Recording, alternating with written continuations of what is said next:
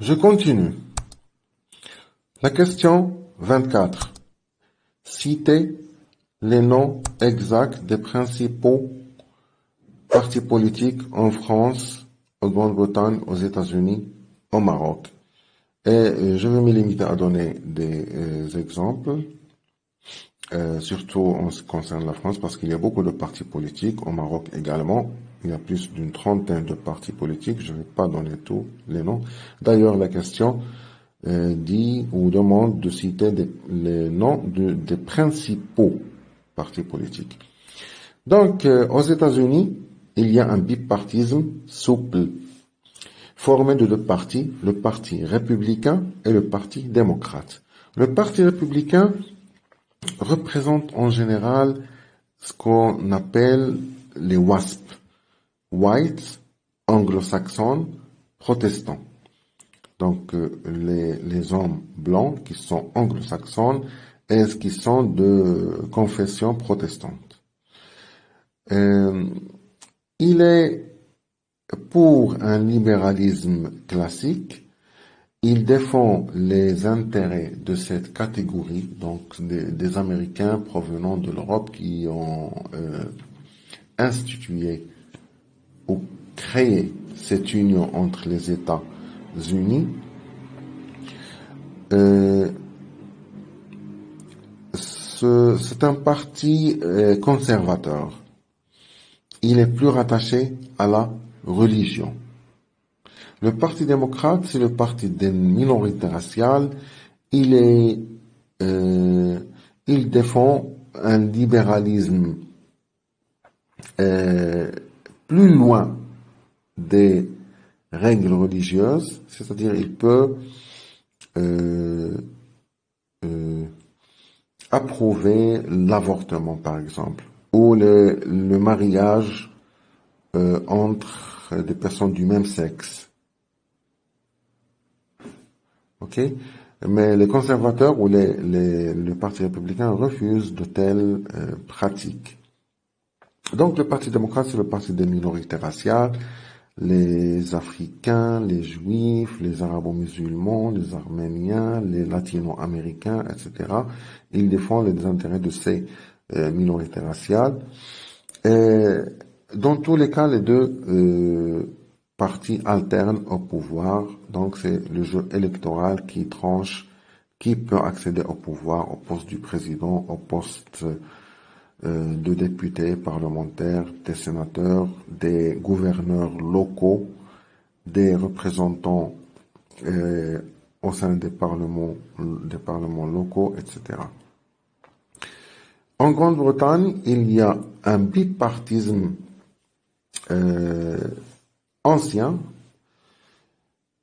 Les principaux partis sont le Parti travailliste et le Parti conservateur. En 2010, il y a un parti, le Parti libéral-démocrate, les libéraux démocrates. Jadis, ce parti était très fort, donc il n'y avait pas place aux travaillistes, mais après, je pense après le déclenchement de la guerre mondiale, la deuxième guerre mondiale, les travaillistes commencent à trouver leur place sur la scène politique. Il y a une régression des libéraux démocrates. En 2010, les libéraux démocrates ont formé un gouvernement de coalition avec les conservateurs. Mais après 2010, ils ont régressé une deuxième fois et c'est le parti conservateur qui a dominé le gouvernement, c'est-à-dire il dispose d'une majorité parlementaire depuis les élections de 2010, 2015, où il y avait des élections, deux élections, je crois, en 2018 et en 2020, qui ont permis aux conservateurs de former eux seuls le gouvernement britannique sans coalition avec les libéraux démocrates ni avec les travaillistes. En France, les principaux partis sont en France, on parle souvent de droite et de la gauche. La droite est constituée d'un nombre de partis et la gauche aussi. Donc, les principaux partis, l'UMP, l'Union pour un mouvement populaire. Il appartient à la moyenne droite. C'est le parti du général de Gaulle. Et, par exemple, Jacques Chirac était un leader de ce parti, Nicolas Sarkozy, François Fillon, etc. Le Parti socialiste. Le Parti socialiste. Donc, il représente la gauche, avec les Verts ou les partis écologiques sont des petits partis, ce ne sont pas comme l'UMP ou le Parti socialiste. On trouve également le Parti communiste. Le Parti communiste, c'est l'extrême gauche. Dans l'extrême droite, on trouve le Front national de Jean-Marie Le Pen et sa fille, Marine Le Pen, qui a réalisé des résultats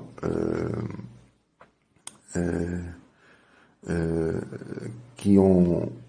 en tout cas, ce sont des résultats très importants du fait que Jean-Marie Le Pen est peut-être à 2 reprises, Marine Le Pen est accédée au 2e tour lors des élections présidentielles. Les dernières élections présidentielles en France ont rassemblé comme candidats concurrents Marine Le Pen et Lionel et Macron. Jean Macron, pardon. Bien sûr, pour ne pas laisser la place à un président de l'extrême droite arriver au pouvoir, tous les partis votent dans le sens adverse. Bien sûr, on peut trouver que les socialistes peuvent voter avec Macron pour empêcher Marine Le Pen d'accéder au pouvoir parce qu'il va s'agir d'un très grand problème. L'extrême droite au pouvoir, c'est une catastrophe politique. En tout cas, je ne vais pas entrer dans les détails. Un nouveau parti a été créé par Jean Macron. C'est le mouvement En Marche. Il a pu collecter des personnalités politiques issues de la droite, la moyenne droite précisément, et d'un nombre important de socialistes, d'ex-socialistes qui ont laissé le parti socialiste pour adhérer à ce nouveau mouvement de Jean. Je me trompe, il ne s'appelle pas Jean. En tout cas, c'est Macron. J'ai oublié son prénom. Je suis pas sûr que c'est Jean Macron. En tout cas. Donc ça, c'est un nouveau parti politique. Est-ce qu'il va persister ou non? On va voir. Au Maroc, qu'est-ce qu'il y a comme parti politique? Le PJD, Parti Justice et Développement, qui a réalisé des résultats très importants lors des dernières élections, c'est-à-dire les 2 derniers mandats parlementaires. C'est pas le plus important des partis politiques marocains, c'est un parti relativement nouveau, mais d'autres partis qui sont plus anciens et plus connus, le Parti socialiste, c'est-à-dire l'Union populaire des forces, l'Union socialiste, des forces populaires. L'USFP,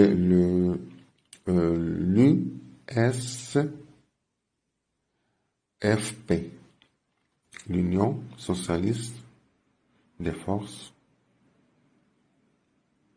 populaires. On trouve le parti de l'Istiklal, l'Ereni, le parti le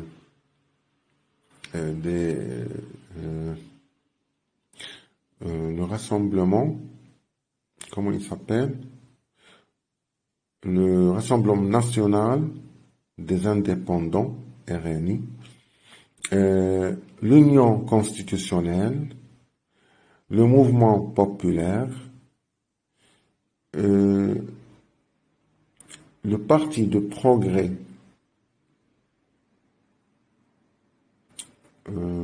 pardon, comment il s'appelle? En tout cas, ce sont les principaux partis connus. Le PPS, donc, ce que je cherche, le PPS. Le PPS, c'est un parti parmi les partis anciens au Maroc, également. Au Maroc, il y a plus d'une trentaine de partis politiques. Ce sont des petits partis. Et l'un des problèmes majeurs de la vie politique et constitutionnelle marocaine, c'est ce nombre élevé de partis politiques. Parfois, on trouve des difficultés à former des coalitions politiques. Et s'il est formé une coalition politique, il sera formé d'un nombre élevé de partis. 4 partis, 5 partis. Donc, ça peut conduire vers une sorte d'hétérogénéité du gouvernement.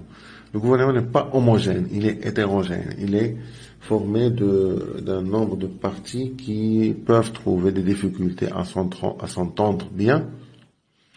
Mais heureusement au Maroc, cette situation-là n'influence pas la stabilité politique, n'influence pas pleinement la stabilité politique. Par exemple, en Italie, on trouve une situation pareille. Il y a beaucoup de partis, un nombre élevé de partis politiques. Et c'est pour cette raison que toujours il y a des malentendus entre les coalitions, entre les constituants des coalitions politiques. Et voilà que le gouvernement chute ou démissionne ou perd sa majorité parlementaire. Et chaque fois, on constitue un nouveau gouvernement. Donc, ça influence négativement la stabilité politique dans le pays. La question suivante, numéro 25. Citez sommairement les principales caractéristiques du régime présidentiel.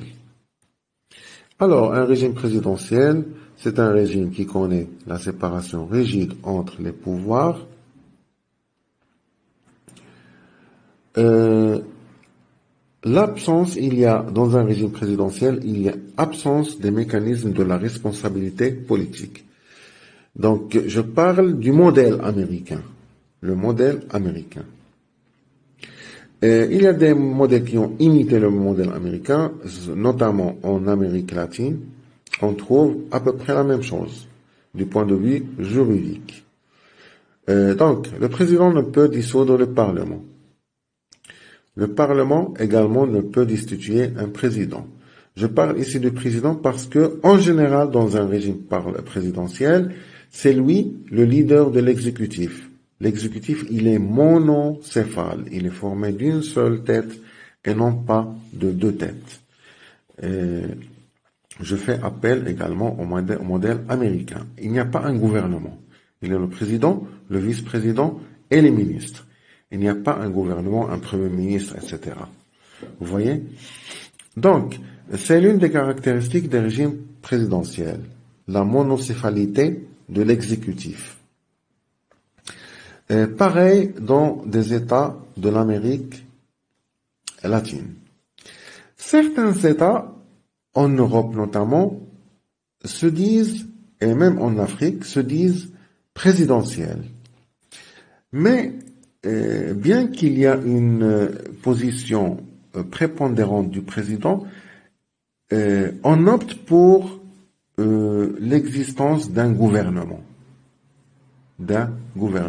Un chef de gouvernement, un premier ministre, qui pourrait être le collaborateur du président. Pas plus. Donc, par exemple, en Russie, il y a régime présidentiel. Cependant, on y trouve des mécanismes de responsabilité politique en ce qui concerne le gouvernement. Parce que à côté du président, qui dispose de tout le pouvoir exécutif, et le gouvernement qui n'est que collaborateur du président, il y a cette responsabilité politique du gouvernement devant le Parlement. Et en Russie, on trouve quelque chose qui ressemble à la situation du gouvernement marocain, qui est responsable dans un double sens, devant le Parlement et devant le roi.